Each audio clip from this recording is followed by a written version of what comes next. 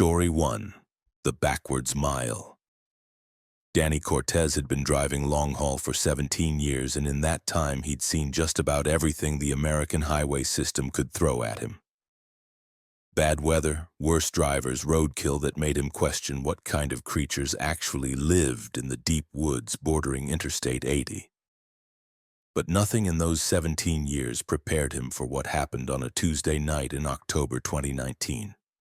Somewhere between Laramie and Cheyenne, Wyoming. He was hauling refrigerated pharmaceuticals, time-sensitive stuff that meant penalties if he arrived late. The load was worth over $2 million, and the company had made it crystal clear that this delivery could make or break his standing with them. Danny took it seriously. He'd mapped his route down to the minute, calculated fuel stops, rest periods, even factored in construction delays he'd heard about on the CB radio from other drivers. The night was clear, temperature hovering around 42 degrees. His GPS showed him 73 miles from his next fuel stop, a flying J he'd been to dozens of times. The highway stretched out before him, empty in both directions, his headlights cutting through the darkness like searchlights. He had the radio tuned to a classic rock station out of Denver, Tom Petty's voice keeping him company as the miles clicked by. At exactly 10:47 p.m., according to his dashboard clock, Danny noticed something odd. There was a mile marker ahead, illuminated in his high beams. Mile 287. He'd passed mile marker 288 about 60 seconds earlier, which made sense. But as he continued driving, maintaining his steady 65 miles per hour, he saw another sign emerge from the darkness ahead. Mile 287. Danny frowned, glancing at his odometer. He definitely traveled more than a few hundred feet. The odometer confirmed it, clicking over another tenth of a mile as he passed the sign. He shook his head, figuring it was a mistake, maybe a sign that had been placed incorrectly by road crews. Wyoming's highway maintenance wasn't always the most reliable, especially out in these empty stretches. He drove on, checking his GPS. It showed him moving forward along I-80, the blue dot of his truck progressing normally toward Cheyenne.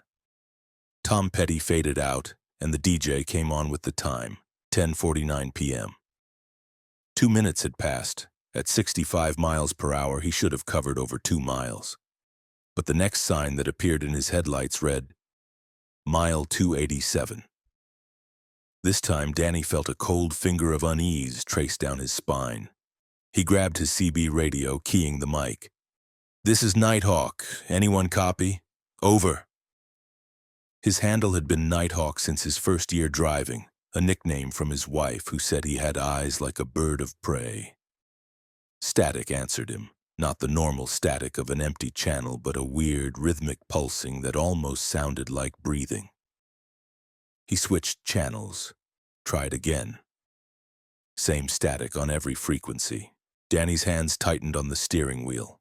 He looked at his GPS again. The blue dot was still moving, but something was wrong.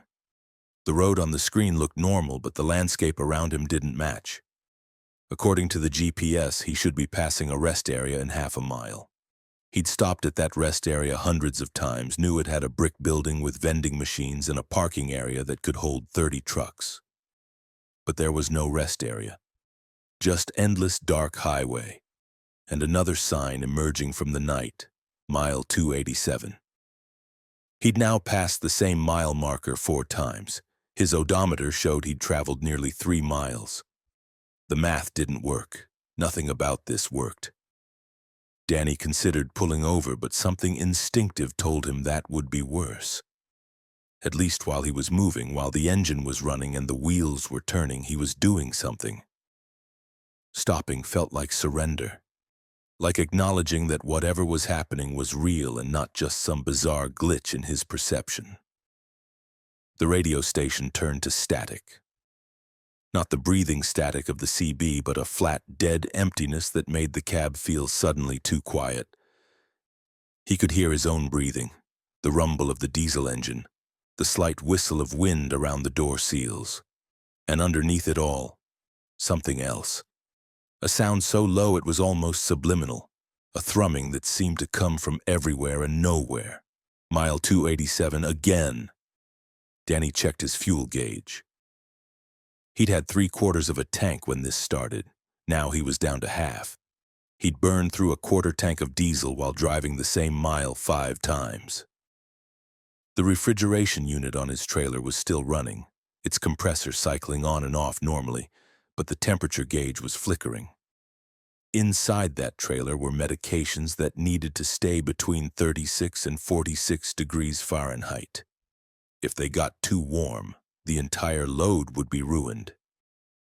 He tried his cell phone, but there was no signal. Not unusual out here, but the screen showed something that made his stomach clench. The time read 10:47 p.m., the same time this had started. He watched the seconds tick by, 10:47:23, 10:47:24, 10:47:25. The seconds were moving, but when the display hit 10:47:59, it didn't roll over to 10:48. Instead, it jumped back to 10:47 miles. Mile 287. The 6th time he passed the sign, Danny noticed something new. There was a truck parked on the shoulder ahead, its hazard lights flashing in a slow, hypnotic rhythm. Not the normal quick blink of emergency flashers, but a long, drawn-out pulse. 3 seconds on, 3 seconds off. Danny's headlights swept over the truck as he approached, and he could see it was a Peterbilt, dark blue or black, with a covered flatbed trailer. Something about it seemed wrong. The proportions weren't quite right. The cab was too long, or the wheels were too small, or something else he couldn't quite identify. As he drew alongside it, he instinctively glanced over, looking for the driver. Maybe someone who needed help. The cab was empty. But in his mirror as he passed the parked truck, Danny saw someone standing next to the driver's door. A figure in what looked like a dark jacket and jeans, completely motionless, facing the highway. Facing Danny's truck as it passed. He should have been able to see that figure as he approached, but his headlights had shown an empty shoulder. The figure had only appeared in his mirror after he'd passed. Danny's heart was hammering now, his mouth dry. He pressed harder on the accelerator, pushing his speed up to 70, then 75. The engine roared, the cab vibrating slightly with the increased speed. His headlights reached farther down the road, and he saw it coming before he reached it. Mile 287. "No," he said aloud, his voice sounding strange in the too quiet cab. "No, this isn't happening." But it was happening. He was trapped in a single mile of highway, driving in what felt like a straight line, but somehow ending up at the same place over and over. The same mile marker, the same stretch of empty road, and now the same parked truck. As he approached it the second time, driving 75 miles per hour, Danny made a decision. He wasn't going to look in his mirror. Whatever was standing next to that truck, whatever impossible thing existed in reflection but not in reality, he didn't want to see it again.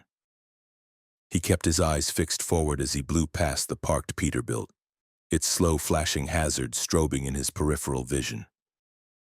But he could feel something watching him.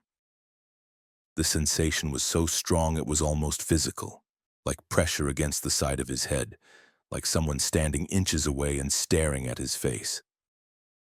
The CB radio crackled to life. Through the static came a voice, male, calm, almost friendly. "You can't go forward, Nighthawk. You can only go around."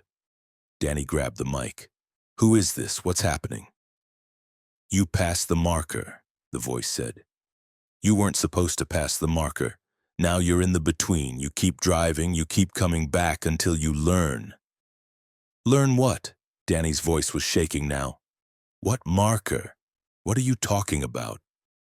But the voice was gone, replaced by that rhythmic breathing static. Mile 287, the 8th time. Danny noticed something else now. The white lines on the road, the ones that divided the lanes, were getting longer. Not all of them, but some. Random dashes that stretched out like taffy, 30 feet long instead of 10. And the spaces between them were shrinking, so that the road ahead looked like it was being stitched together by increasingly frantic stitches. His fuel gauge was below a quarter tank now. He'd burned through half his fuel driving in this impossible loop. The refrigeration unit was still running, but the temperature alarm started beeping. The trailer was getting too warm. He could see the readout climbing, 47 degrees, 48, 49. The parked truck appeared again, its hazard lights pulsing in that slow, wrong rhythm. This time, as Danny approached it, his headlights caught something different. There were words painted on the side of the trailer, huge white letters that he could read from 100 yards away. Turn around. Turn around, Danny muttered. On a fucking interstate? But even as he said it, he knew it was the answer. The voice on the radio had said he couldn't go forward, that he could only go around. He was supposed to turn around, to drive the wrong way on the highway. Every instinct in him rebelled against the idea. You didn't drive the wrong way on an interstate.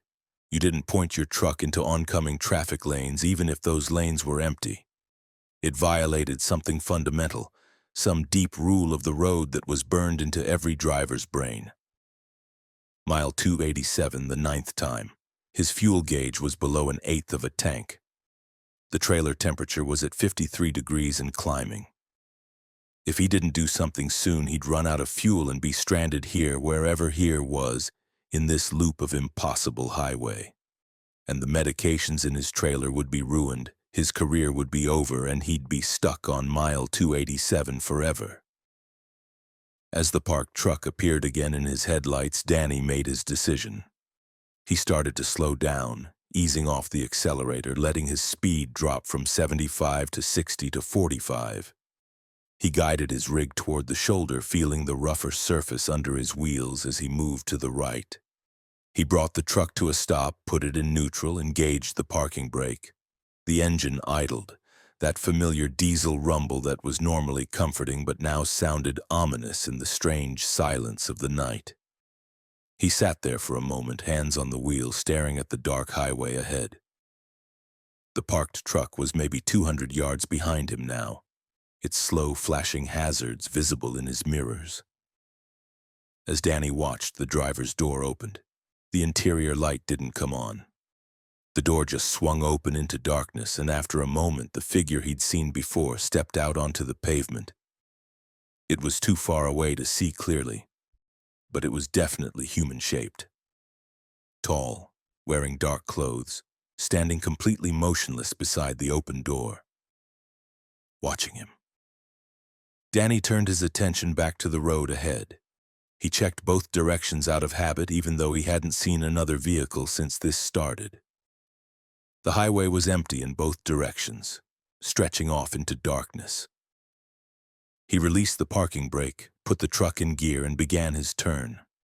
It took several back-and-forth maneuvers to get the 73-foot combination vehicle turned around on the interstate, and every second of it felt wrong. His headlights swept across the median, illuminated the westbound lanes, the wrong lanes, the ones he was about to drive down in the wrong direction. When he was finally pointed back the way he'd come, back toward mile marker 288, back toward Laramie instead of Cheyenne, Danny took a deep breath and started driving. His hands were slick with sweat on the steering wheel. His heart was pounding so hard he could feel it in his throat. The parked truck was ahead of him now, on what was the wrong shoulder from this direction. As he approached it, the figure beside it raised one arm, not waving, just raising it, like a salute or a signal or an acknowledgement. Danny drove past it, and this time, when he looked in his mirror, the figure was gone. The truck was gone. The shoulder was empty. He saw a sign ahead, lit by his headlights. Mile 288. The next sign was mile 289, then 290. The highway was normal again, the white lines their regular length, the road stretching out naturally ahead of him. His CB radio crackled and the classic rock station came back, mid-song, like it had never been gone. His cell phone showed 11:02 p.m. 15 minutes had passed since this started. His fuel gauge showed 3/4 full. Danny drove for another 5 minutes, his hands shaking, his breathing unsteady, before he saw the lights of the Flying J truck stop ahead. He pulled in, parked, and sat in his cab for 20 minutes before he could steady his nerves enough to get out and walk inside. The clerk on duty, a tired-looking woman in her 50s, glanced at him as he came in. "You okay, honey? You look like you've seen a ghost." Danny bought a coffee he didn't drink and went back to his truck. He checked the trailer temperature, 42 degrees, exactly where it should be. He checked his GPS log, and it showed no interruption in his journey, just a smooth progression from Laramie toward Cheyenne. No loops, no anomalies. He delivered his load on time the next morning. Everything was fine. The medications were undamaged. The company was happy. Danny got his bonus. But he never drove that stretch of I-80 at night again. He changed his routes, took different highways, added hours to his trips to avoid mile marker 287 between Laramie and Cheyenne. Because sometimes, late at night when he's driving other roads, Danny's CB radio picks up that voice through the static. "You learned, Nighthawk. You learned to turn around, but the marker is still there, and it's always waiting for someone who doesn't know the rule." Danny always switches off the CB when he hears it. He drives in silence, watching the mile markers pass, terrified that one day he'll see the same number twice. And this time, he won't remember how to escape. Story 2. The station that wasn't there. Marcus Webb had a simple rule: never let the fuel tank drop below a quarter. In his 12 years driving semi-trucks across the Midwest, this rule had served him well, keeping him from the anxiety of searching for diesel in unfamiliar areas, or worse, running out on some deserted stretch of highway.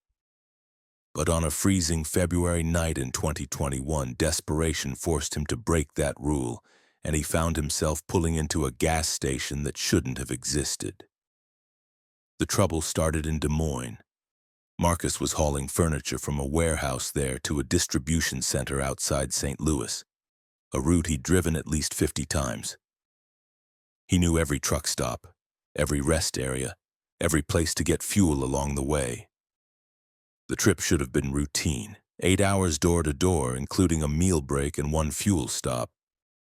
But a massive pileup on I-35 south of Des Moines changed everything. 27 vehicles, including 6 semis, had collided in a sudden whiteout snow squall. The highway was completely shut down for hours while emergency crews worked the scene. Marcus sat in the backup for nearly 4 hours, engine idling to keep the cab warm, burning through diesel while going nowhere. By the time the highway reopened and traffic started moving again, it was after midnight, and Marcus's fuel gauge was showing just under a quarter tank. Not critical yet, but enough to make him start planning. His usual fuel stop was a pilot in Bethany, Missouri, about 90 miles south. Under normal circumstances, he could easily make it there with fuel to spare.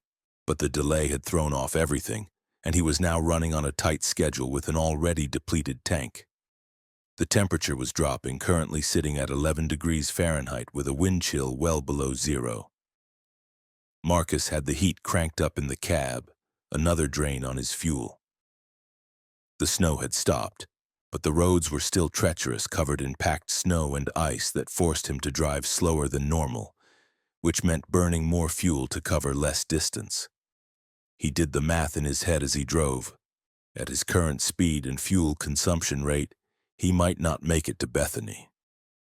The gauge was dropping faster than it should, possibly because of the extended idling during the backup. His fuel management system showed an estimated range of 75 miles, and he still had nearly 90 to go. Marcus grabbed his phone and checked for truck stops closer than Bethany. The nearest one, according to his trucking app, was 60 miles away, still risky. He expanded his search to include smaller stations, the kind that might have diesel pumps even if they didn't cater specifically to commercial trucks. A few options appeared on his screen, but they were all at least 50 miles out, and some of them were flagged as closed or out of business. The highway was eerily empty, Most of the traffic that had been backed up with him had taken exits earlier, finding hotels or parking lots to wait out the worst of the weather. Smart people not trying to make up time, not pushing their luck on icy roads in the middle of a February night.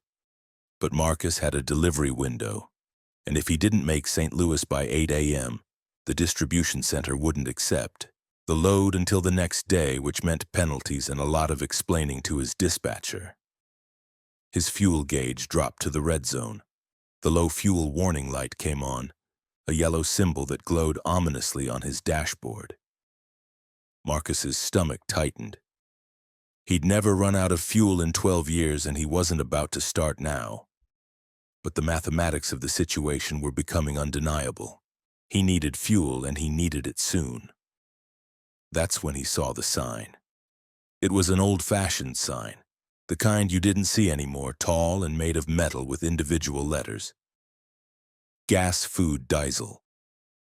It stood by the side of the highway, illuminated by a single spotlight, though Marcus couldn't see where the light was coming from. An arrow pointed to an exit a quarter-mile ahead, an exit that Marcus didn't remember from his many trips along this route. He checked his GPS. The screen showed the highway continuing straight with no exits for another 23 miles. But the sign was right there, undeniably real, and the exit was coming up fast. Marcus made a split-second decision, the kind you make when your fuel light is on and you're in the middle of nowhere at 1 a.m. in sub-freezing temperatures. He took the exit. The off-ramp curved away from the highway, descending into darkness. The road was narrower than a normal exit ramp, barely wide enough for his truck, and it wasn't paved. Instead, it was covered in gravel and hard-packed snow, crunching under his tires as he slowed down. His headlights showed nothing but trees on either side, bare branches reaching over the road like skeletal fingers. Marcus felt the first flicker of unease, but he pushed it down. Rural areas had weird exits, sometimes access roads that weren't maintained properly. The sign had said gas and diesel. There had to be a station ahead. The road wound through the trees for what felt like too long, at least 2 miles, maybe more. His GPS had gone haywire, the screen showing just a blank gray expanse with no roads, no markers, no indication of where he was. The blue dot representing his truck was frozen in place, stuck on I-35, even though he'd clearly exited the highway. Then the trees opened up and Marcus saw the station. It was small, a single-story building with 2 gas pumps out front and what looked like a diesel pump off to the side. The building itself looked old, maybe from the 1960s or 70s, with large plate glass windows and a peaked roof. There were lights on inside, a warm yellow glow that spilled out onto the snow-covered parking area. Marcus pulled up to the diesel pump, relief washing over him. He'd found fuel. He was going to make his delivery on time. Everything was going to be fine. He shut off the engine and climbed down from the cab, immediately hit by the brutal cold.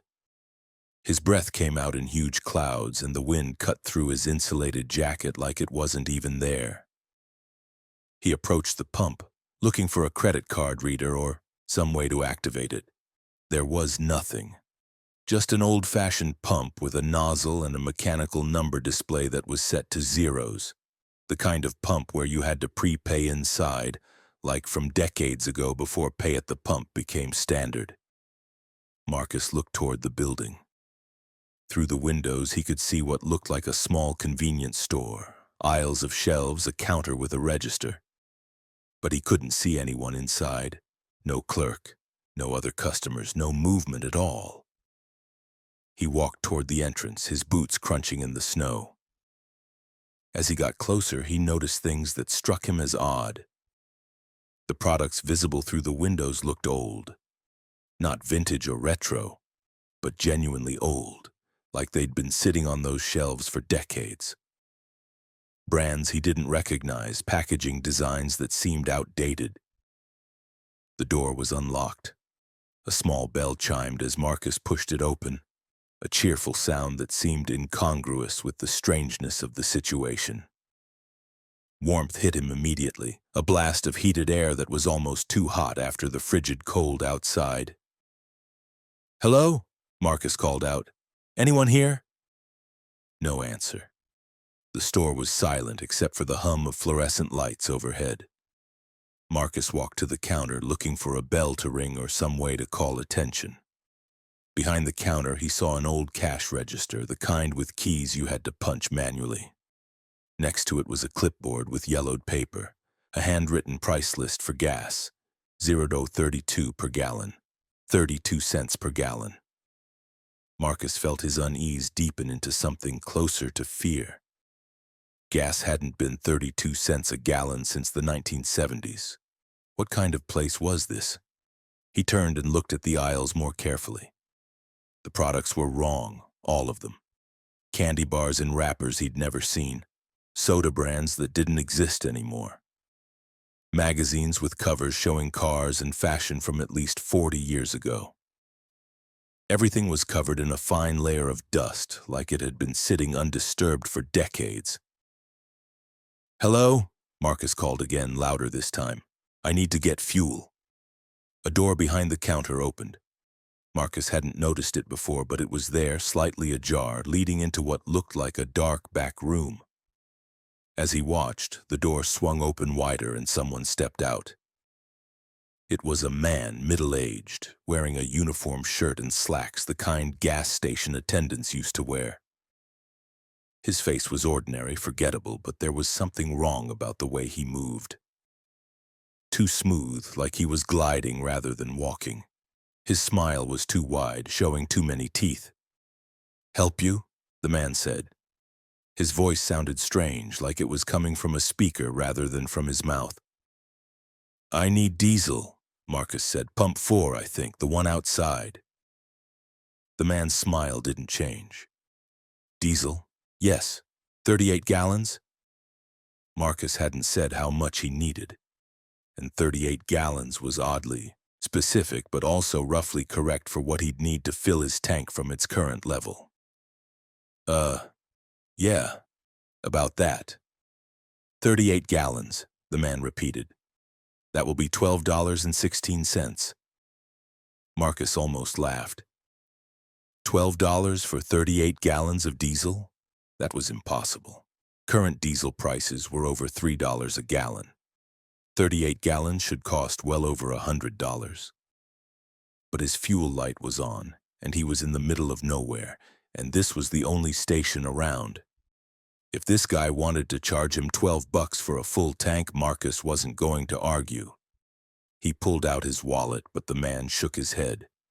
"No cash, no cards, you'll pay another way." "What other way?" Marcus asked. The man's smile somehow got wider. "You'll leave something behind, something important, not money, something else." A chill ran down Marcus's spine that had nothing to do with the cold outside. "What are you talking about?" "Everyone who stops here leaves something," the man said. "That's the price. You take the fuel, you leave something behind. Maybe you won't notice at first. Maybe you won't notice for years, but something will be gone." Marcus backed toward the door. "You know what? I'm good. I don't need the fuel that badly." "Too late," the man said. "You opened the door, you came inside, the transaction is complete." "I didn't pump any gas," Marcus said. "I didn't take anything." The man gestured toward the window. Outside, Marcus could see his truck. The diesel pump's nozzle was in the tank, and the numbers on the pump were spinning.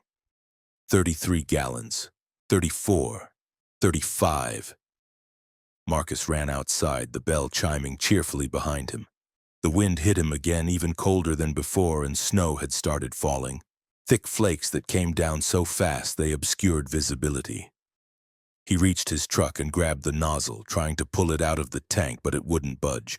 It was stuck and diesel was still flowing. 37 gallons. 38. The pump clicked off. The nozzle released and Marcus pulled it out, his hands shaking. He hung it back on the pump, then scrambled back into his cab, desperate to get away from this place. The engine started immediately and he threw the truck into gear, not caring about the ice, not caring about the snow, just needing to leave. He drove back the way he'd come, following the narrow gravel road through the trees. It seemed shorter this time, only a few hundred yards instead of 2 miles. Then he was back on the highway entrance ramp, accelerating onto I-35, and the GPS flickered back to life, showing his position, showing the route to St. Louis.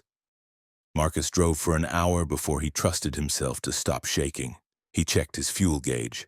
It showed full, just like the impossible pump had indicated. He'd gotten the fuel. He was going to make his delivery. But he couldn't remember the name of his oldest daughter. He could picture her face, could remember her childhood, her graduation, her wedding. But her name was gone, completely erased from his mind.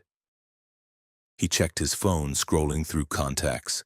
There were pictures of her, messages from her, but no name, just daughter in his contact list. He called his wife, waking her up at 2:30 a.m. "Honey, what's our daughter's name, the oldest one?" "What? Marcus, are you okay? Are you having a stroke?" "Just tell me her name," he said, his voice shaking. His wife said it, confused and worried. "Sarah." Their daughter's name was Sarah. But even as he heard it, the name slipped away from him like water through his fingers. He couldn't hold on to it. It was gone. That was what the man meant. Something important. Not money, not a thing, but a piece of himself. A name that had been crucial to him. A name he'd chosen with his wife 28 years ago. A name he'd spoken thousands of times. Gone, like it never existed in his memory. Marcus made his delivery on time. Over the next few weeks, he discovered other things missing. The name of the street where he grew up. The make and model of his first car.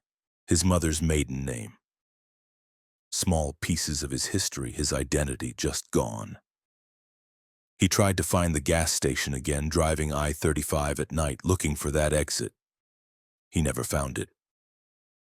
He asked other truckers on the CB radio if they'd ever seen a place like that. No one had. He searched online for old gas stations in Missouri, stations with those vintage pumps and price lists from the 1970s. Nothing matched. The fuel gauge in his truck sometimes shows full even when he knows he's been driving for hours. The diesel he got that night never seems to run out completely. He calculates his fuel consumption, and the numbers don't make sense. He's getting impossible mileage, like the tank refills itself little by little, feeding on whatever pieces of his memory are left. Marcus still drives trucks, still makes his routes. But he keeps a journal now, writing down everything important. Names, dates, places, memories. He reads it every night, trying to hold on to himself, trying to remember who he is. Because he knows the price he paid that night wasn't a one-time transaction. It's ongoing. The station took something from him, and it keeps taking little by little, fueled by his memories. And sometimes, late at night on empty highways, he sees that sign again. Gas food diesel. The arrow pointing to an exit that isn't on any map, and he has to force himself to drive past it even when his fuel light comes on, even when the logical thing would be to stop, because he knows if he goes back, if he takes that exit again, there might not be enough of Marcus Webb left to drive away. Story 3. The Convoy to Nowhere. Patricia Trish Delgado had been driving trucks for 9 years when she got the call about the special convoy. It came through her dispatcher on a Wednesday afternoon in August 2018, and right from the start, something about it felt off. The job was simple enough on the surface. Join a convoy of 12 trucks hauling equipment from a military depot in Nevada to a facility in Montana. Government contract, good pay, tight security. She'd done government jobs before, hauling supplies to bases, equipment to installations. They always paid well and on time, even if the paperwork was tedious. What made this one different was the route. Instead of taking the obvious path up through Idaho, they were going cross-country through remote parts of Nevada and Oregon, using highways that Trish had barely heard of, let alone driven. When she questioned her dispatcher about it, he just said that the route was non-negotiable, specified by the contract, and if she didn't want the job, they'd find someone else. The money was too good to pass up, though. $2,000 for 2 days of driving plus per diem and fuel. Trish agreed and drove her rig to the depot outside of Nellis Air Force Base, arriving at sunset on Thursday evening. The depot was surrounded by high fences topped with razor wire, guard stations at the entrance, and more security cameras than she'd seen at any civilian facility. She showed her ID and paperwork at the gate, and after a 20-minute wait while they verified everything, she was waved through. The loading area was a large concrete pad at the back of the depot, illuminated by harsh floodlights that turned the desert twilight into artificial day. 11 other trucks were already there, a mix of different companies and owner-operators, none of whom Trish recognized. That wasn't unusual in itself. The trucking world was big enough that you didn't always know everyone on a given job. But there was something about the other drivers that struck her as odd. They weren't talking to each other. Usually when truckers gathered, there was conversation, complaints about traffic, discussions about routes, general camaraderie. But these drivers stood by their trucks in silence, waiting. A man in civilian clothes approached her rig as she parked. He was tall, maybe 40 years old, with short hair and the kind of bearing that screamed military even without the uniform. He carried a clipboard and wore an ID badge on a lanyard, though Trish couldn't read the name or agency from her cab. "Patricia Delgado?" he called up to her. "That's me," she said, climbing down. "I'm Mr. Erickson. I'll be your convoy coordinator for this run. We'll be loading your trucks shortly. Before we start, I need you to understand a few things." He handed her a packet of papers. "This is a non-disclosure agreement. You're transporting classified equipment. You don't discuss the contents of your load with anyone during or after the trip. You don't take photographs of the cargo or the route. You maintain radio, silence except for emergencies. You follow the vehicle in front of you exactly, no deviations from the route. Do you understand?" Trish skimmed the NDA. It was dense legal language, but the gist was clear. Keep your mouth shut or face serious legal consequences. She'd signed similar agreements before on military contracts, though never one quite this emphatic about secrecy. "Yeah, I understand," she said, signing the documents. "Good. One more thing. If anything unusual happens during the trip, anything at all, you report it to me immediately on the designated channel. You don't try to handle it yourself. You don't discuss it with the other drivers. You call me. Clear?" "Clear," Trish said, though she wondered what kind of unusual things he was expecting on a simple cargo run. The loading took 2 hours. Forklifts brought out crates, large wooden boxes stamped with alphanumeric codes that meant nothing to Trish. They were heavy, the forklifts straining to lift them, and each truck got 6 crates loaded into the trailer and secured with heavy straps. No one told Trish what was in the crates, and she knew better than to ask. By 10 p.m., all 12 trucks were loaded and ready. Erickson gathered the drivers for a final briefing. He handed out route sheets, specific turn-by-turn directions that didn't use highway numbers or city names, just landmarks and mileage markers. "Stay together," he said. "Maintain a 200-foot following distance. No passing, no stopping except at designated checkpoints. If you have a breakdown, radio immediately and wait for assistance." Questions? No one had questions, or if they did, they weren't asking. The convoy pulled out at 10:30 p.m., 12 trucks in a line, heading north into the Nevada desert. Erickson rode in a black SUV at the front, and another SUV brought up the rear. Trish was positioned 7th in the convoy, far enough back that she could barely see the lead vehicle's taillights, close enough that the truck behind her was always visible in her mirrors. The route started on normal highways. US 95 north toward Tonopah, familiar territory for anyone who drove in Nevada. But after about an hour, they turned off onto a smaller state road, then onto what looked like a county route, then onto roads that seemed to be barely more than graded dirt. The route sheets directed them through turns that took them deeper into empty desert, miles from any town or visible structure. Trish's CB radio was tuned to the channel Erickson had specified, but it remained silent except for occasional squelch. She tried switching to other channels, curious if any of the other drivers were talking, but she got nothing but static. Either no one else was transmitting or something was blocking the signals. Around midnight, things started to feel wrong.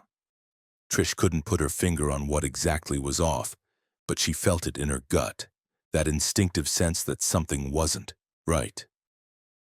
The road they were on didn't make sense. According to her odometer, they'd been driving northwest for over an hour, which should have taken them into different terrain, maybe foothills or the edges of mountain ranges she could see on her map. But the landscape outside her windows remained flat desert, unchanging, like they were driving in place. She checked her GPS. The screen showed no roads, no position indicator, just a blank gray field.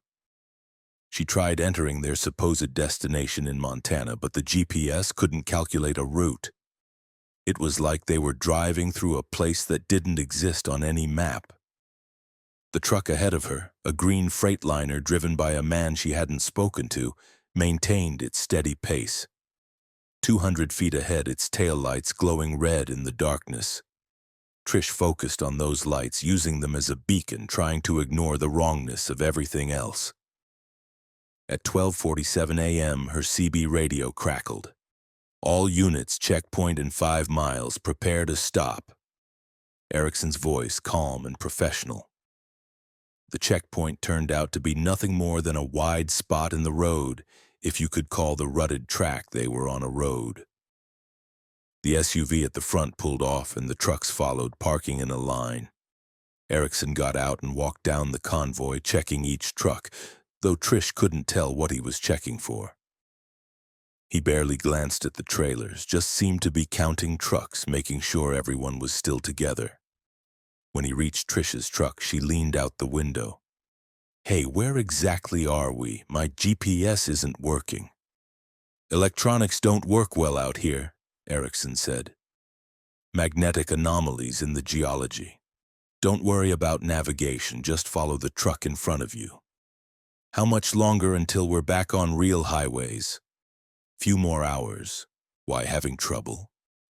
Trish wanted to say yes, wanted to tell him that everything about this felt wrong, that the desert outside seemed to go on forever in ways that didn't match any map she'd ever seen.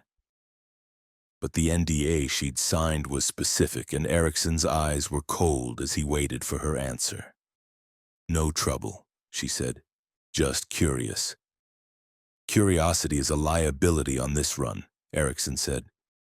"Stay focused, follow the convoy, and you'll be fine." He walked on to the next truck. After 15 minutes, they were moving again, the 12 trucks and 2 SUVs rolling through the darkness, headlights cutting through empty desert. The wrongness intensified as the night wore on. Trish started noticing things that couldn't be right. The stars overhead were in the wrong positions. She'd driven at night enough to know the constellations, to use them as rough navigation guides, and these stars were wrong. The Big Dipper was rotated, Orion was missing. Patterns she didn't recognize stretched across the sky. The moon appeared on the horizon, but it was too large, filling a huge portion of the sky, and its color was wrong. Instead of the familiar silver-white, it had a reddish tinge, like it was rising through smoke or dust. But the air was clear, no fires, no storms, just that massive red moon climbing into a sky full of wrong stars. Trish keyed her CB radio, breaking the silence protocol. "Erickson, something is wrong out here. The sky is wrong, the moon is wrong. What the hell is happening?" Static answered her.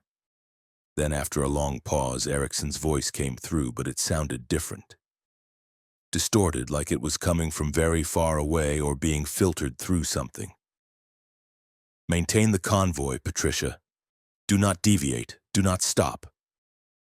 I want to know what's going on, Trish insisted. This isn't right. This isn't normal. Nothing about this run is normal, Erickson said. You agreed to transport the cargo, and that's what you're doing. The route goes through unusual areas. Just keep driving. Unusual areas? What does that mean? But Erickson didn't respond. The radio went silent again, just the hiss of static that sounded almost like whispering. The truck ahead of Trish, the green Freightliner, started to swerve. Not dramatically, just small wobbles like the driver was falling asleep or losing concentration. Trish watched nervously, ready to brake if the truck went off the road. The wobbling got worse, and then the Freightliner just stopped. Dead stop in the middle of the road, brake lights glaring. The convoy behind it slowed, spacing themselves out, waiting. Trish put her rig in neutral and engaged the parking brake, watching the Freightliner. The driver's door opened, and the man climbed down. Even from 200 feet away, Trish could see something was wrong with the way he moved. Jerky, uncoordinated, like a puppet with tangled strings. The driver walked around to the front of his truck and stood there, facing the desert to the east. Just stood there, completely still, while the entire convoy waited. Erickson's SUV pulled around the stopped trucks, navigating the narrow space between the convoy and the edge of the road. It stopped next to the Freightliner, and Erickson got out, along with the SUV's driver, a woman in dark clothing. They approached the standing driver, and Trish saw them talking to him, though she couldn't hear what they were saying. Then the driver pointed into the desert. All three of them turned to look where he was pointing, and Trish looked too, following the line of his outstretched arm. There was something out there. At first, Trish thought it was a building, maybe a barn or storage facility. But as her eyes adjusted to the darkness and the red moonlight, she realized it was far too large to be any normal structure. It was huge, hundreds of feet tall, a massive geometric shape that rose from the desert floor like a monument or a mountain. But it wasn't a natural formation. The sides were too straight, the angles too precise. It looked manufactured, built, but on a scale that made no sense. And it was moving. Not fast, but perceptibly, rotating slowly on some unseen axis, its surface catching the red moonlight and reflecting it in strange patterns. Erickson and the woman escorted the driver back to his truck, practically carrying him. They got him into the cab and shut the door, then Erickson walked back down the line of trucks, using a flashlight to signal. When he reached Trish's window, he pointed ahead. New order. You're taking point position. Pull around the Freightliner and lead the convoy. What happened to that driver? Trish asked. Exposure, Erickson said. He looked too long. Don't look at the structure, Patricia. Keep your eyes on the road. What the hell is that thing? Not your concern, just drive. Eyes forward, follow the route, and you'll be fine. Trish wanted to refuse, wanted to turn her truck around and get out of this nightmare desert with its wrong sky and impossible structures. But the path behind her was blocked by the other trucks, and Erickson was staring at her with an expression that wasn't quite threatening but definitely wasn't friendly. She pulled around the Freightliner, careful not to look to the east, not to see that massive rotating thing on the horizon. She took the lead position following Erickson's SUV, and the convoy began moving again. In her side mirror, she could see the Freightliner falling in at the back of the line, the driver somehow functional enough to keep pace, though she wondered what exposure meant, what looking at that structure had done to him. The rest of the night was a blur of wrong landscapes and impossible distances. They drove through areas where the ground glowed faintly, bioluminescent or radioactive, Trish couldn't tell.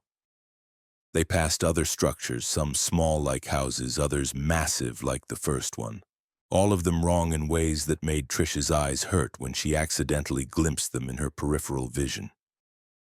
She kept her eyes on the SUV's taillights, focused on nothing else, and drove. Dawn came suddenly, not a gradual lightning, but an abrupt transition from darkness to light, like someone had flipped a switch. And with the dawn, the landscape changed. The impossible desert was gone, replaced by normal scrubland and distant mountains. The road beneath her tires was suddenly paved again, a regular two-lane highway with painted lines and a highway marker. Oregon Route 78. Trish's GPS flickered back to life, showing her position, showing a route to their destination. The convoy was back in the normal world, wherever they'd been before, apparently left behind with the darkness. They drove the rest of the way to Montana without incident, arriving at a facility outside Great Falls on Friday afternoon. The unloading was quick and efficient, the same kind of heavy crates taken off the trucks by forklifts and military personnel. Erickson paid them in cash, $2,000 each plus expenses, and had them sign final paperwork that reiterated the non-disclosure agreements. "You did well," Erickson told Trish as she prepared to leave. "The route is difficult but necessary. Some cargo can't be moved through normal channels." "Why?" Trish asked. "What was in those crates? Where the hell did we drive through?" "You signed an NDA," Erickson said. "Those are questions you don't get to ask." Trish drove back to Nevada by normal routes, interstate highways and truck stops and landscapes that made sense. But she couldn't shake the memory of that night, the wrong stars and the giant structures and the driver who'd looked too long at something he shouldn't have seen. She did some research when she got home, trying to find information about government facilities in the Nevada desert, about military installations that might be connected to what she'd seen. Area 51 came up, of course, in stories about classified projects and experimental technology. But nothing explained the place the convoy had driven through, the desert that seemed to exist outside normal geography. A month later, Trish got another call from her dispatcher. Same kind of job, another convoy, same route through Nevada and Oregon. The pay was even better this time, $2,500 for 2 days. She turned it down. "Are you sure?" the dispatcher asked. "They specifically requested you. Said you did excellent work on the first run." "I'm sure," Trish said. "I don't care about the money. I'm not driving that route again." She heard later that they found someone else, another driver willing to take the job for the good pay and the government contract. She wondered if that driver made it through okay, or if they saw things in that impossible desert that changed them, damaged them the way that Freightliner driver had been damaged. Trish still drives trucks, still takes government contracts sometimes. But she's careful about the routes now, careful about jobs that seem too secretive or too well paid for simple cargo hauling. Because she knows there are roads that go through places that aren't on any map, convoys that transport things that shouldn't exist, and structures in the desert that rotate under red moons and wrong stars. And she knows that once you've seen those things, once you've driven through those places, a part of you is left behind, tangled in the wrongness of it all, forever wondering what you carried and where you really went on those roads to nowhere. Story 4. The Voice in the Sleeper Berth. Raymond Torres had been an owner-operator for 23 years, driving his 2015 Kenworth T680 across 48 states, hauling everything from electronics to produce to industrial machinery. He'd bought the truck new, customized it to his specifications, including a premium sleeper berth with a full-size mattress, small refrigerator, and enough storage to make the cab feel like a tiny apartment on wheels. That truck was his livelihood, his home away from home, and he took pride in maintaining it immaculately, knowing every sound it made, every quirk of its engine and transmission. So when he started hearing the voice in September 2020, Raymond knew immediately that something was wrong. Not wrong with the truck mechanically, but wrong in a way that was harder to define, harder to diagnose or fix. It started on a Tuesday afternoon. Raymond was hauling a load of furniture from North Carolina to distributors in Texas, a straight shot down I-40 that would take him through Tennessee, Arkansas, and into the Lone Star State. He'd driven this route dozens of times, knew every truck stop and rest area, every stretch of road where the cops liked to set up speed traps. He'd been driving for about 6 hours when he decided to take a break, pulling into a rest area outside Nashville to use the facilities and grab something to eat. The rest area was moderately busy, a mix of cars and trucks, families stretching their legs, commercial drivers taking mandated breaks. Raymond parked in the truck section, shut down the engine, and headed inside. When he came back 20 minutes later, he noticed something odd. His sleeper berth curtain was open. He always closed it when he left the truck, a habit born from years of living on the road, maintaining what privacy he could. But now the curtain was pulled back, and he could see into the berth from outside the truck. Raymond frowned, wondering if he'd forgotten to close it, though he couldn't remember being that careless. He climbed into the cab, reached back and pulled the curtain shut, then settled into the driver's seat and started the engine. The truck rumbled to life with its familiar diesel growl, all systems showing green on the dashboard. As Raymond fastened his seatbelt, he heard it. A voice, faint but distinct, coming from the sleeper berth. Just 2 words. "Help me." Raymond froze, his hand on the gear shift. He turned and looked back at the curtain, which was still closed. "Hello?" he called out. No response. Just the rumble of the engine and the distant sounds of the rest area outside. "If someone's in there, you better come out right now," Raymond said, louder this time. He released his seatbelt and reached back, yanking the curtain open. The berth was empty. The mattress was undisturbed. His belongings were exactly where he'd left them. No one could be hiding in there. The space was too small, and Raymond would have seen anyone climbing into his truck. The doors had been locked. He shook his head, attributing the voice to tiredness or maybe audio bleeding through from another truck's CB radio. These things happened on the road. Your mind played tricks after hours of driving, especially when you were running on coffee and gas station sandwiches. Raymond got back on the road, merging onto I-40, settling into the familiar rhythm of long-haul driving. He had 600 miles left to go, and if he kept a steady pace with only minimal breaks, he could make his delivery by morning. 2 hours later, as the sun was setting and the highway was awash in orange and red light, he heard the voice again. This time it was clearer, more insistent. "Help me. Please help me." It was definitely coming from the sleeper berth, and it definitely sounded like a woman's voice, young, frightened. Raymond immediately looked for a place to pull over, finding a wide shoulder about half a mile ahead. He steered onto it, threw the truck into neutral, and engaged the parking brake. "All right. I don't know if this is a prank or what," Raymond said, addressing the curtain, "but I'm going to search this truck from top to bottom." He climbed into the back and systematically went through every storage compartment, every cabinet, every possible space where someone could hide.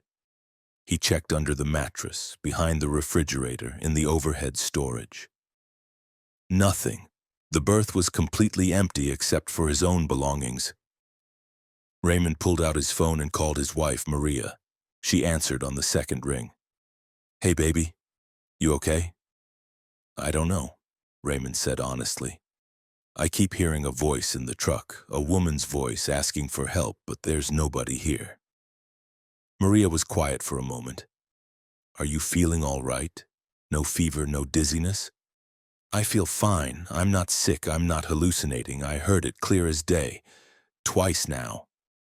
"Maybe you should find a motel, get some real sleep," Maria suggested. "You've been pushing hard lately." Raymond had been pushing hard, trying to maximize his income, taking back-to-back loads with minimal downtime. But he didn't feel tired in a way that would cause hallucinations. He felt alert, focused, normal. "Yeah, maybe you're right," he said, though he knew he wasn't going to stop. He had a delivery deadline, and motels cost money that he'd rather not spend if he didn't have to. He said goodbye to Maria, promising to be careful, and got back on the road. For the next 3 hours, the berth was silent. Raymond started to relax, convincing himself that whatever he'd heard had been a fluke, some combination of road noise and his own fatigue creating audio illusions. Then at 9:30 p.m., somewhere in eastern Arkansas, the voice came back. This time it was different. Not just 2 words, but a full sentence. "He's keeping me in the walls. Help me get out." Raymond's blood ran cold. In the walls? What the hell did that mean? He pulled over again, this time into the parking lot of a closed gas station, gravel crunching under his tires. He turned on all the interior lights, making the cab and sleeper berth bright as day, and began a more thorough inspection. He tapped on the walls of the berth, listening for hollow spaces, looking for panels that might have been modified or hidden compartments he didn't know about. The truck was his. He'd owned it for 5 years, but it had been built by Kenworth, and he didn't know every detail of its construction. The walls sounded solid, no hollow spaces, no hidden compartments. Just insulation and sheet metal and the normal structure of a sleeper berth. "Where are you?" Raymond asked aloud, feeling foolish but desperate for answers. "If you're really in here somewhere, tell me where." The voice responded immediately, like it had been waiting for him to ask. "In the walls, behind the panels. He put me here. He won't let me leave." "Who's he? Who put you there?" "The driver, the one before you. He said I saw too much. He said I had to stay." Raymond felt like he'd been punched in the gut. The driver before him. He'd bought this truck from a dealer, a used certified sale with a clean title and full maintenance records. The previous owner had been some guy from Oregon, someone Raymond had never met. The dealer hadn't mentioned anything unusual about the truck's history, no accidents, no problems. "What's your name?" Raymond asked the voice. Jennifer Holcomb. I went missing in 2017, 3 years ago. Please, you have to help me get out." Raymond pulled out his phone with shaking hands and searched for Jennifer Holcomb missing 2017. Multiple results came up immediately. Jennifer Holcomb, 23 years old, had disappeared from a truck stop outside Portland, Oregon, in June 2017. Last seen getting into a semi-truck, security camera footage showed her talking to a driver, then the footage cut out.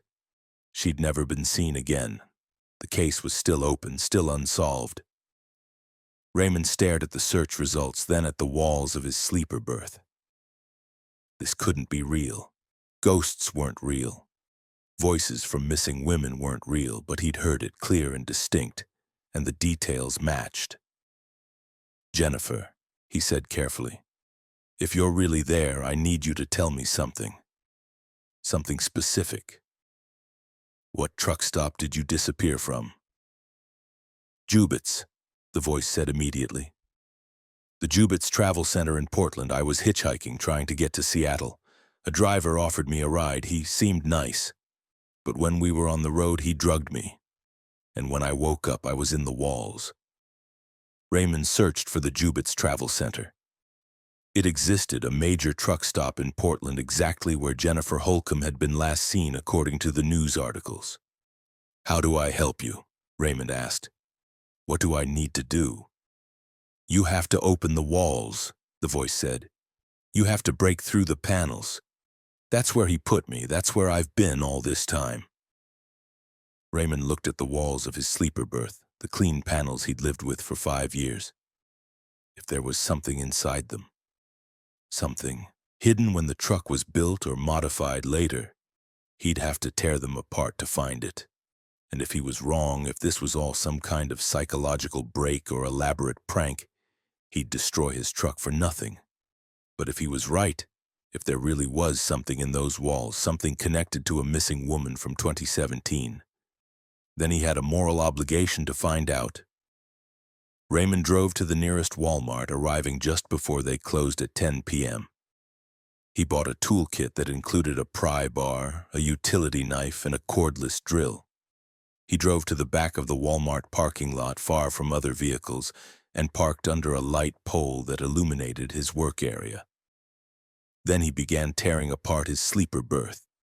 He started with the panel on the driver's side wall, using the pry bar to carefully lever it away from the frame. The panel came off with a sharp crack, revealing the insulation and metal framework behind it. Nothing unusual, just normal truck construction. He moved to the next panel on the back wall. Same thing. Insulation, framework, nothing hidden. "Where?" Raymond asked aloud. "Where exactly are you?" "Under the bed," the voice said. He built a false floor, under the mattress. Raymond pulled the mattress off, revealing the plywood base it rested on. He examined it carefully, looking for seams or edges that might indicate a removable section. The plywood looked solid, but when he tapped on it, one section sounded different, slightly hollow. Using the utility knife, Raymond traced the edges of that section, finding where it had been cut and fitted. He worked the pry bar into the seam and lifted. The plywood section came up, revealing a shallow space beneath, maybe 6 inches deep. Inside the space was a plastic bag, a large sealed bag containing items that made Raymond's stomach turn. A driver's license with Jennifer Holcomb's photo, a college ID from Portland State University, a cell phone, old model, dead battery, a necklace with a small silver cross, and other items, personal effects that clearly belonged to a young woman, but no body, no remains, just belongings, hidden in a secret compartment in the floor of the sleeper berth. "I'm here," the voice whispered. "You found me." "But there's nothing here except your things," Raymond said. "Where's your body? What happened to you?" "He buried me in the desert," the voice said. "Somewhere in Nevada. I don't know exactly where. But a part of me stayed here in the truck with my things. I couldn't leave. I was tied to this place." Raymond sat back, surrounded by torn-up panels and the evidence of a crime committed years ago. He pulled out his phone and called 911, reporting what he'd found. Then he sat in his truck, waiting for the police, listening to the voice as it told him the full story. The driver who'd owned the truck before Raymond was named Dale Cochran. He'd been picking up hitchhikers for years, offering them rides, drugging them, killing them. Jennifer had been one of his victims. He'd murdered her, hidden her belongings in the truck as trophies, and continued driving for 2 more years before selling the truck and disappearing. The police arrived within 20 minutes, followed by detectives and forensic specialists. They photographed everything, bagged the evidence, took Raymond's statement. They searched databases for Dale Cochran and found that he died in a car accident in 2019, a single-vehicle collision in Montana that had killed him instantly. The investigation that followed was extensive. Using the evidence from Raymond's truck and information Jennifer's voice had provided, police were able to locate her remains in the Nevada desert, along with the remains of 3 other missing women. Dale Cochran had been a serial killer, using his truck as a mobile hunting ground, and his death had ended his killing spree but left the cases unsolved. Until Raymond heard the voice and found the evidence. The truck was impounded as evidence for 6 months. When Raymond finally got it back, it had been thoroughly cleaned and inspected. The sleeper berth had been completely rebuilt, new panels installed, the secret compartment removed. It should have felt like a new space, clean and free of its dark history. But Raymond never slept in it again. He couldn't. Every time he looked at the berth, he thought about what had been hidden there, about the young woman whose voice had come from nowhere to finally tell her story. He sold the truck within a year and bought a different one, a model he'd never driven before, with no history and no ghosts. He still drives long haul, still makes his living on the highway, but he's changed. He picks up hitchhikers now, something he never did before. Young people trying to get somewhere, stranded at truck stops, hoping for a ride. He gives them safe passage, makes sure they get where they're going, and tells them to be careful about who they trust. Because Raymond knows that evil can hide anywhere, even in the clean cab of a truck driven by someone who seems nice. And he knows that voices from the past can echo in the present, desperate for someone to finally listen and help them find peace. Jennifer Holcomb's case was officially closed. Her family was able to bury her remains, to have closure after 3 years of agonizing uncertainty. Raymond attended the funeral, though he'd never met Jennifer in life. He felt like he owed her that after she'd trusted him enough to reach out from wherever she'd been trapped to ask for help one more time. And sometimes, late at night on empty highways, Raymond still hears voices. Whispers from his CB radio that don't match any channel, sounds from the sleeper berth that have no source. But now he knows to listen, to pay attention, because the dead sometimes have stories to tell, and the living have a responsibility to hear them. Story 5. The Highway That Changed Directions. Kenneth "Ken" Matsuda had been driving for Triple Star Logistics for 14 years when he encountered the highway that changed directions. It happened in March 2019 on what should have been a straightforward run from Phoenix to San Diego, a route he'd driven at least 100 times. The trip was supposed to take about 6 hours, including time to navigate through the inspection station at Yuma and the inevitable traffic slowdown going through El Centro. Ken had it down to a science, knew exactly how long each segment would take, when to fuel up, when to grab food. But that Friday evening, leaving Phoenix just after 4 p.m. with a load of electronics headed for a warehouse in San Diego, everything went wrong in a way that Ken couldn't have anticipated and still doesn't fully understand.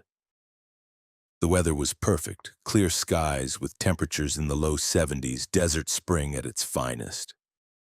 Ken's truck was running smoothly, a 2018 Volvo VNL with a little over 150,000 miles on it, well-maintained and reliable. He had a full tank of fuel, a playlist of audiobooks queued up on his phone, and a thermos of coffee in the cup holder. Everything was normal, routine, exactly as it should be. He took I-10 west out of Phoenix, passing through the suburbs, through Buckeye and Tonopah, small towns that marked his progress toward the California border. Traffic was light for a Friday afternoon, mostly passenger vehicles with weekend travelers and a moderate number of commercial trucks. Ken settled into the right lane, maintaining a steady 65 miles per hour, letting faster traffic pass on the left. About 2 hours into the drive, as the sun was getting low on the horizon, Ken noticed something odd. According to his GPS, he should be approaching Quartzsite, a small desert town that served as a landmark for drivers on this route. There was a specific truck stop there where Ken sometimes stopped for fuel depending on his tank level and timing.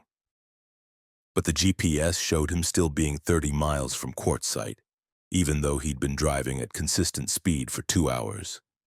He should have covered more distance than that. Ken frowned at the screen, wondering if there was a glitch. GPS systems weren't perfect, especially in remote desert areas where satellite signals could be spotty. He checked his odometer. It showed that he'd driven 127 miles from Phoenix.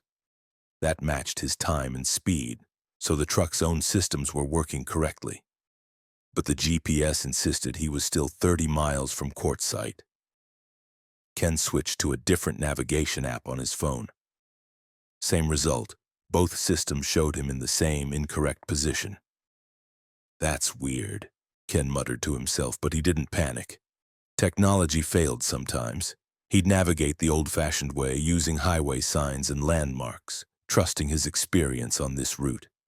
He kept driving. The sun sank lower, painting the desert in shades of orange and purple. Ken watched for the Quartzsite exit, a familiar green highway sign that should appear any minute. It didn't come. Instead, he saw a sign for Salome, a tiny town that was east of Quartzsite, in the direction he'd come from. That made no sense. Ken had passed through Salome at least 30 minutes ago, had seen it in his rearview mirror as it receded behind him. But the sign clearly said Salome, and as Ken approached it, he saw the town itself off to his right, its small cluster of buildings and gas stations exactly as he remembered from passing it earlier. Ken felt a cold knot form in his stomach. He'd been driving west on I-10 for 2 hours. He couldn't be back at Salome. It was impossible. He pulled off at the next exit, which led to a small rest area. Ken parked, shut off the engine, and got out of the truck, needing to clear his head to figure out what was happening. The desert air was cooling rapidly as the sun set, and a breeze carried the smell of creosote and sand. Ken looked at the highway. Traffic was still flowing normally, cars and trucks heading in both directions. Everything looked right.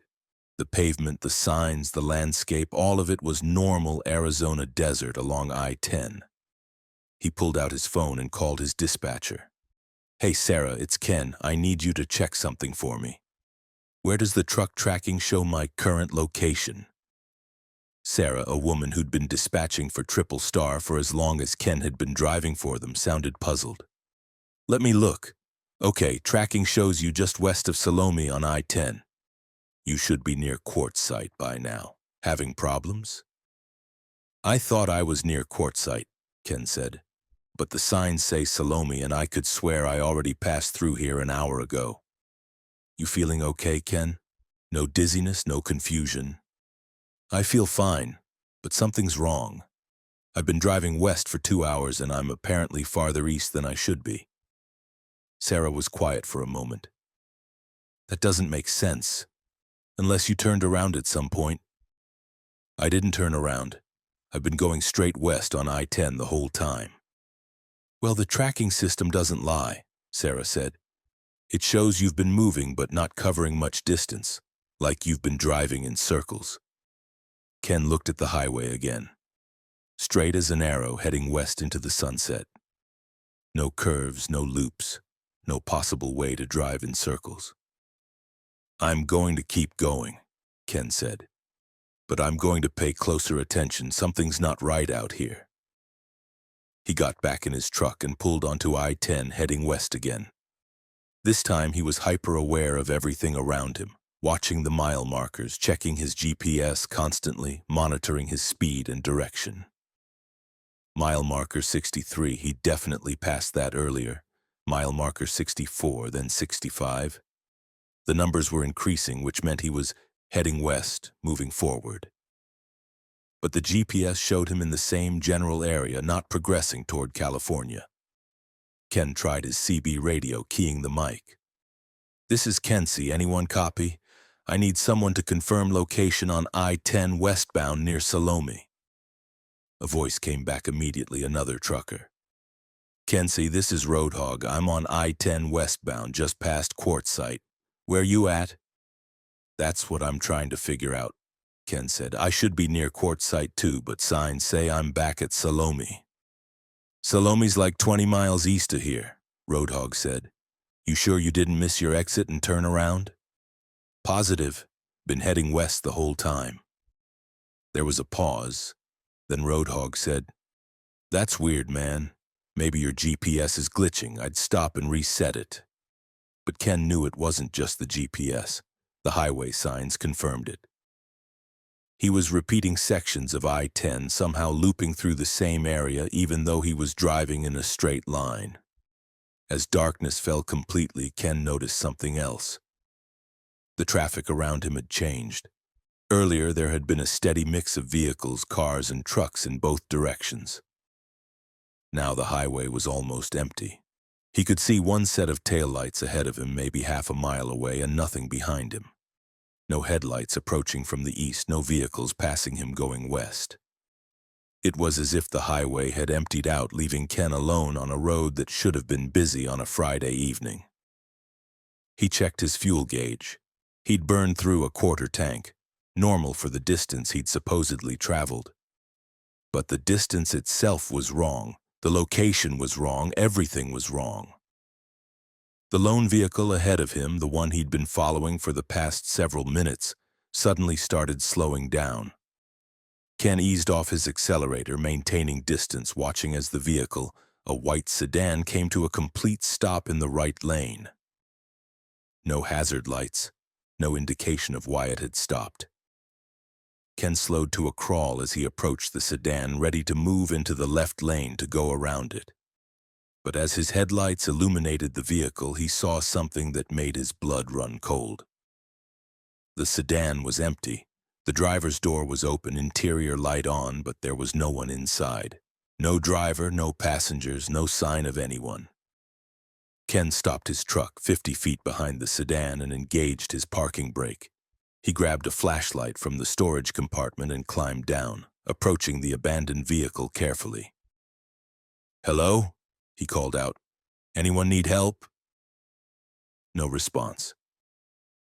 The desert was silent except for the idling of his truck's engine and the faint whistle of wind across the sand. Ken looked inside the sedan. The keys were still in the ignition, the engine running. There was a purse on the passenger seat, a cell phone in the cup holder, a coffee in the drink holder still steaming like it had just been purchased. Everything suggested that someone had been driving this car moments ago and had simply vanished. Ken grabbed the cell phone thinking he could call someone, report this. But the phone was locked, requiring a passcode he didn't have. He set it back down and looked around, shining his flashlight into the desert on both sides of the highway. Nothing. No footprints in the sand, no signs of anyone having left the vehicle. A vehicle approached from behind, headlights growing in Ken's mirrors. He felt a wave of relief, thinking it was another driver who could help. Maybe someone who'd seen what happened to the sedan's driver. Ken waved his flashlight, flagging down the approaching vehicle.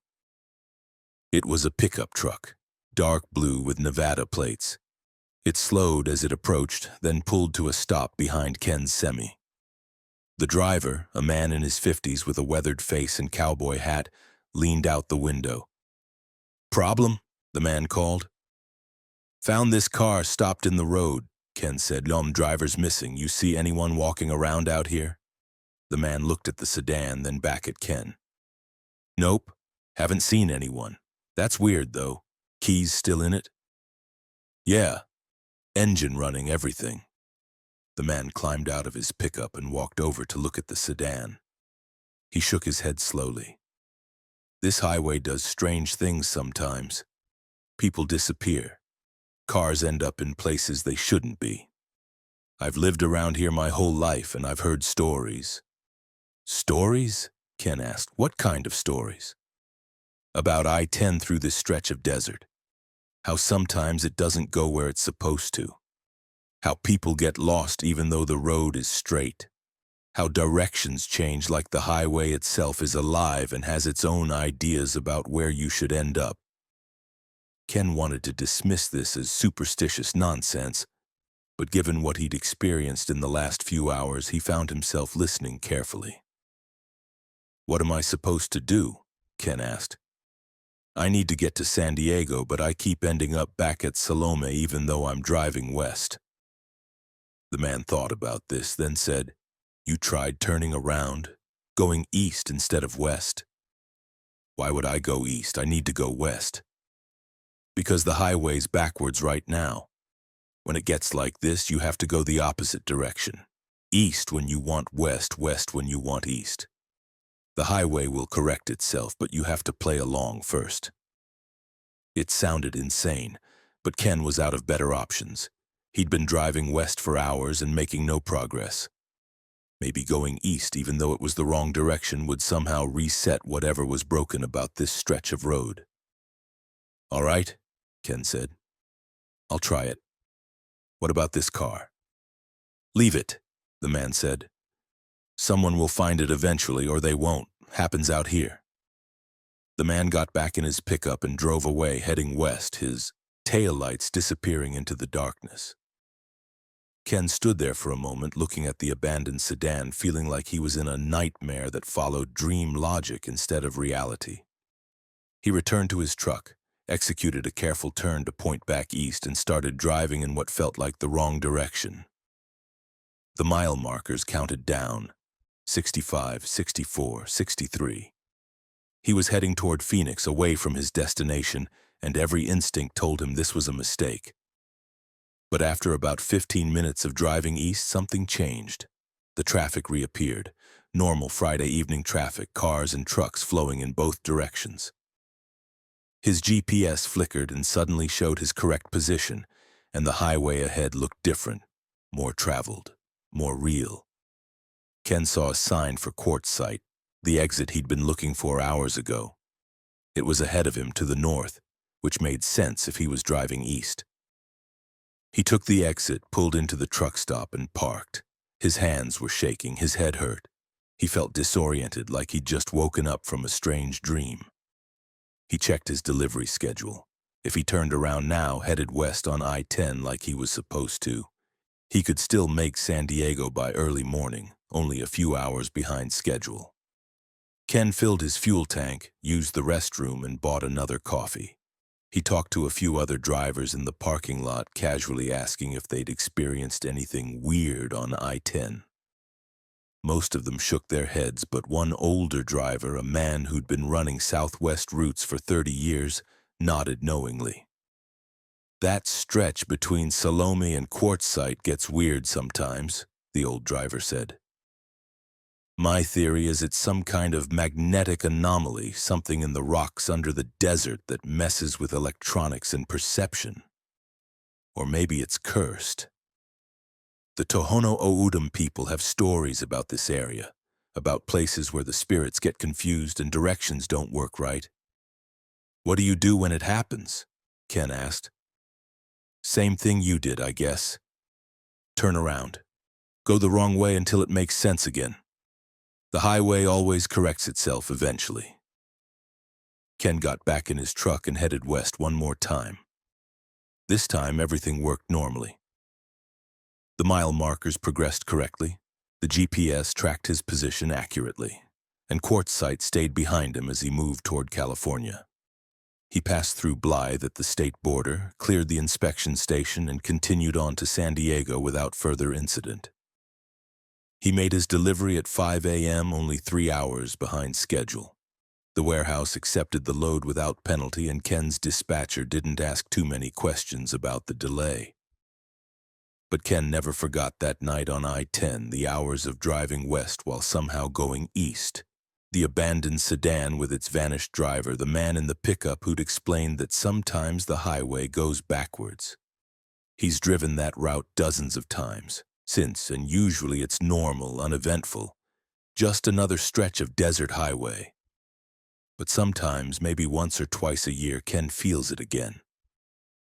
That wrongness. That sense that the directions are changing, that the highway is leading him somewhere other than where the signs say it should. When that happens, Ken knows what to do now.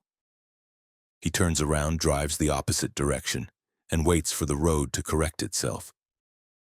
And he always wonders what happened to the driver of that white sedan, where they went when they disappeared from their running car in the middle of I-10. Did they ever find their way back? Or are they still out there somewhere, lost in the spaces between directions, trapped on a highway that changed while they were driving and never changed back? Story 6. The Cargo That Screamed. Lawrence Larry Finch had been driving refrigerated trucks for 18 years, specializing in food transport. Everything from frozen vegetables to fresh meat to temperature-sensitive dairy products. He worked for Coldstream Logistics out of Chicago, and his reputation for reliability and on-time deliveries had earned him the best routes and highest-paying contracts. Larry took pride in his work, treating every load with the care it deserved, maintaining the precise temperatures required to keep products fresh and safe. In November 2017, Larry got assigned a rush job that paid significantly more than his usual runs. The details were vague, which wasn't entirely unusual for last-minute contracts. A pharmaceutical company needed a specialized shipment moved from a research facility in upstate New York to a laboratory in Colorado. The load was classified as biological samples, requiring strict temperature control at exactly 34 degrees Fahrenheit, and the timeline was tight, just 48 hours to make a delivery that would normally take 3 days if you followed all the regulations about driving hours and rest breaks. The extra money was enough to pay for the new furnace Larry's wife had been wanting for their house. so he agreed without asking too many questions. He drove his refrigerated freightliner to the pickup location, a nondescript building outside Syracuse that looked more like a warehouse than a research facility. Armed security guards checked his ID and paperwork at the gate, then directed him to a loading dock around back. The loading process was strange. Instead of the usual pallets or crates, Larry's trailer was loaded with what looked like a single large container, about the size of a shipping container but made of some kind of white composite material instead of metal. It had no markings, no labels, no indication of what was inside. The container was connected to the trailer's refrigeration system through specialized ports, and technicians in white coats spent nearly an hour calibrating the temperature controls, making sure everything was set exactly right. 34 degrees, not a fraction, higher or lower, one of the technicians told Larry. If the temperature deviates by more than 2 degrees in either direction for more than 15 minutes, you need to contact us immediately. He handed Larry a card with a phone number. This is a 24-hour line. Someone will always answer. What exactly am I hauling? Larry asked, looking at the white container. Biological samples, the technician said, which Larry already knew. Animal tissue specimens from ongoing research. They're extremely valuable and temperature sensitive. Your only job is to maintain the cold chain and deliver on time. Don't open the container, don't tamper with the seals, don't deviate from the route we've provided. Larry had hauled valuable cargo before, including organs for transplant and experimental medications, so the instructions didn't seem unreasonable. He signed the final paperwork, locked his trailer, and headed out on the road. The first day of the trip was uneventful. Larry drove southwest through Pennsylvania and into Ohio, stopping only for fuel and legally mandated breaks. The refrigeration unit hummed steadily, the temperature gauge holding exactly at 34 degrees. He spent the night at a truck stop outside Toledo, sleeping in his cab with the trailer's refrigeration unit running on auxiliary power. The second day started normally. Larry was making good time, crossing into Indiana with plans to push through Illinois and into Iowa before his next rest period. The weather was cold but clear, perfect for a long-haul drive. Traffic was moderate, and Larry estimated he'd reach Colorado with several hours to spare before his delivery deadline. That's when he heard the first sound. It was around 2 p.m. and Larry was driving through rural Illinois, flat farmland stretching out on both sides of the highway. The refrigeration unit was running normally, the temperature gauge reading 34 degrees exactly. But from the trailer behind him came a sound that made no sense. Screaming. Not human screaming, but something else. High-pitched, agonized, a sound that seemed to combine the worst aspects of an animal in pain with something more disturbing, more wrong. It lasted maybe 5 seconds, then stopped abruptly. Larry checked his mirrors, looked at the temperature gauge, verified that the trailer's systems were all working correctly. Everything was fine. He told himself it must have been a sound from outside, maybe from another vehicle or from something by the side of the road. Sound carried strangely sometimes, especially in open areas like these farmlands. But 10 minutes later, the sound came again. Longer this time, maybe 10 seconds of that awful screaming clearly coming from inside the trailer. Larry's hands tightened on the steering wheel. Biological samples, animal tissue specimens. That's what they'd told him he was carrying. Tissue specimens didn't scream. Larry pulled onto the shoulder and stopped the truck. He sat there for a moment, engine idling, trying to decide what to do. The technician had told him not to open the container, not to tamper with the seals. But if there was something alive in there, something suffering, he had a moral obligation to check on it. He climbed down from the cab and walked back to the trailer, unlocking the rear doors. Cold air poured out, the refrigeration unit working perfectly. The white container sat in the center of the trailer, connected to the cooling system through those specialized ports. It was completely sealed, no windows, no vents, no way to see inside. Larry approached the container and pressed his ear against its smooth surface. He heard nothing, just the hum of the refrigeration unit and his own breathing. He knocked on the side, a hollow sound that echoed slightly. "Hello?" he called out, feeling foolish. "Is something alive in there?" No response. Larry stood there for a full minute, listening, but the trailer was silent. He decided he must have imagined it or misidentified some mechanical sound from the truck's systems. Refrigeration compressors could make weird noises sometimes, and his mind had interpreted those noises as something they weren't. He closed and locked the trailer doors, returned to the cab, and continued driving. The screaming came back an hour later. This time it was unmistakable, and it went on for nearly 30 seconds. Not just screaming, but sounds that could only be described as pleading, as begging. A desperate cacophony of noise that seemed to come from multiple sources inside the container. Larry's stomach turned. He grabbed his phone and called the number the technician had given him. A woman answered on the first ring. "Cold Stream Transport Alpha 77? "Yes," Larry said. "This is the driver. I need to know what I'm hauling because something in that container is making noise. Screaming. It sounds like animals in distress." "The temperature is holding steady?" the woman asked, ignoring his concern. Larry checked the gauge.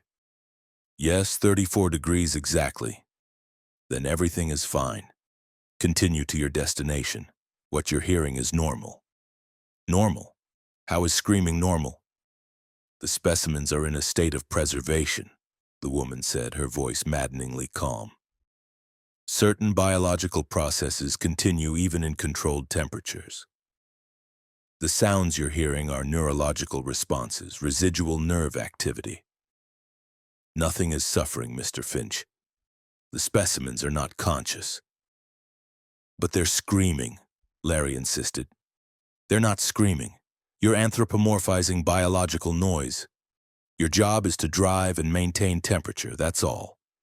If you refuse to complete this delivery, you'll be in breach of contract and liable for significant damages. Do you understand?" Larry wanted to tell her to go to hell, to pull over, and refuse to move until someone explained exactly what was in that container.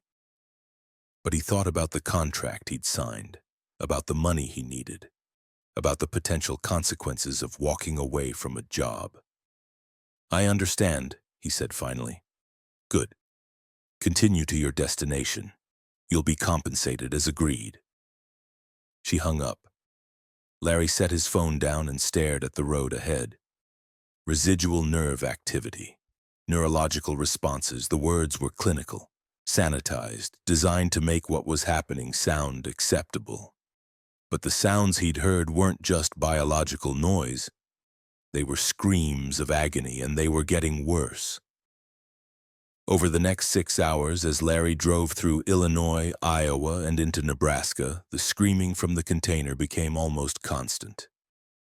It would stop for a while, giving him hope that whatever was happening back there had finished.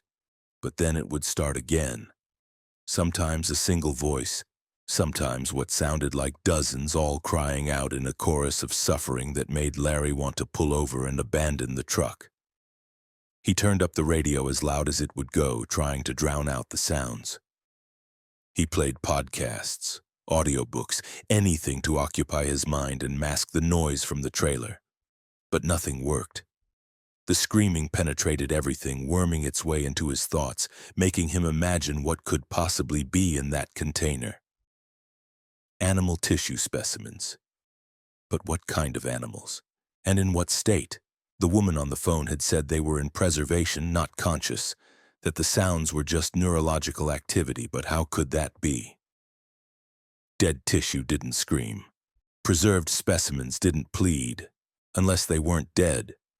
Unless preservation meant something else, some state between life and death, some horrific condition where the body was kept alive but non-functional, frozen in cold that slowed but didn't stop biological processes. Larry thought about mad science experiments, about research that pushed ethical boundaries. He thought about animals used in testing, about procedures that might be conducted in the name of scientific progress, but that crossed lines most people didn't even want to think about. He considered calling the police, reporting that he was transporting something illegal or inhumane. But he had no proof except sounds that he couldn't record, and the company would claim he was breaking confidentiality, violating the NDA he'd signed. He'd be fired, sued, possibly prosecuted, depending on what laws governed this shipment.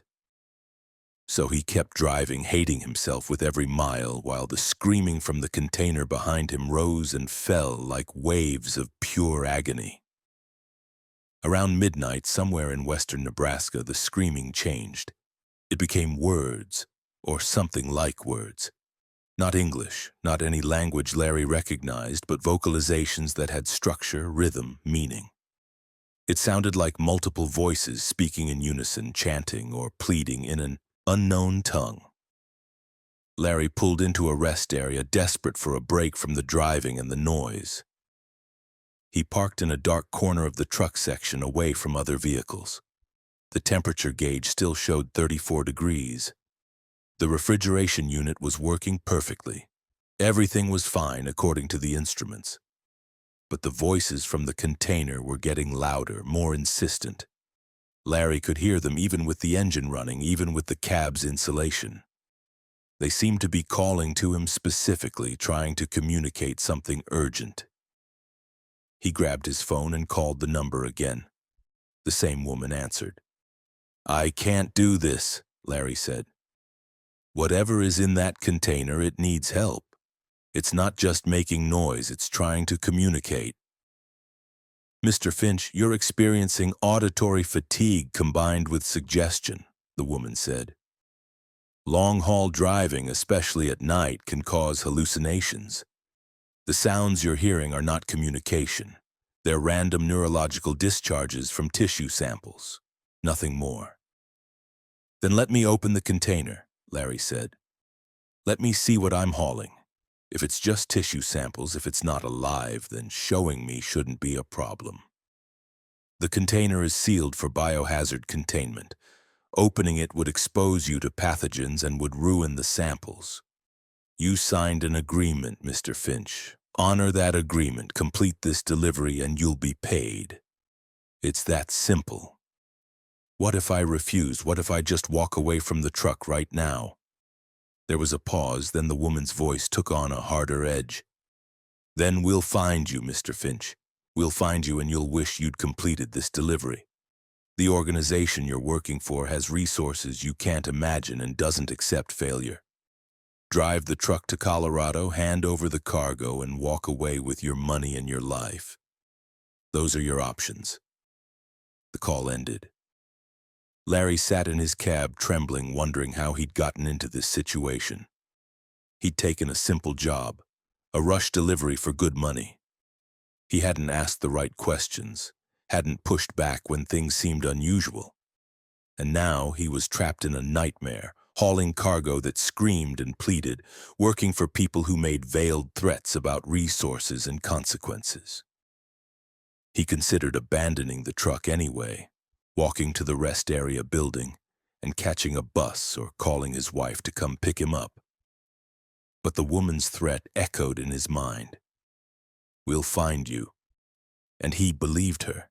He didn't know who these people were, what organization was behind this shipment, but the level of security and secrecy suggested it wasn't something you just walked away from without consequences.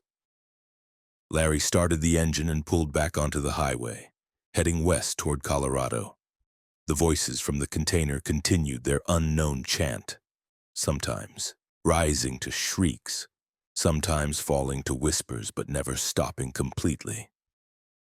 He drove through the rest of the night and into the early morning, watching the sunrise over the Rocky Mountains, a beautiful sight that should have been uplifting but instead felt like a mockery. The world was going on normally, people waking up to start their days while Larry was transporting something that screamed in an unknown language.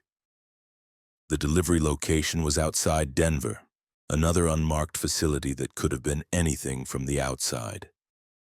Larry backed his trailer up to the designated dock at exactly 7 a.m., 2 hours ahead of his deadline. Technicians in white coats and biohazard suits swarmed the trailer, disconnecting the container from the refrigeration system with practiced efficiency. A different man, wearing a suit instead of a lab coat, approached Larry with a briefcase. He counted out cash, the full amount they'd agreed upon plus a substantial bonus, and had Larry sign a final receipt. "Your service is appreciated," the man said. The specialized nature of this transport required a driver who could follow instructions under difficult circumstances. "You've done well." "What was in that container?" Larry asked. "That's not your concern. Your job is complete. Drive away, Mr. Finch. Forget about this shipment. Move on with your life." Larry took the money and left. He drove back to Chicago in a daze, barely remembering the trip. When he got home, his wife was thrilled about the bonus, talking about the new furnace and maybe even a vacation. Larry smiled and nodded, but he couldn't shake the memory of the screaming, of the voices that had pleaded in a language he couldn't understand. He tried to put it behind him, to convince himself that the woman on the phone had been right, that he'd experienced auditory hallucinations brought on by stress and fatigue. But 3 weeks later, he saw a news report about mysterious animal deaths on a ranch outside Denver. Dozens of livestock found dead with no obvious cause, their bodies showing signs of exposure to an unknown pathogen. The ranch was less than 5 miles from the facility where Larry had delivered the container. Larry never took another job from Coldstream Logistics. When his dispatcher called with new assignments, he turned them down, even when they offered premium pay. He stuck to routine food transport, vegetables and dairy, and frozen goods that didn't make noises or try to communicate. But sometimes, late at night when he's trying to sleep, Larry hears them again. The voices from the container chanting in that unknown language, pleading for help or mercy or release. He doesn't know what they were, what experiments they were part of, what purpose they served. He doesn't know if they're still alive somewhere, still screaming, or if they've finally been granted the peace of death. All he knows is that he was complicit in their suffering, that he chose money over morality, that he drove that cargo to its destination even when every instinct told him to stop. And that guilt is a load he'll carry for the rest of his life, heavier than any freight, colder than any refrigerated trailer, and impossible to ever fully deliver.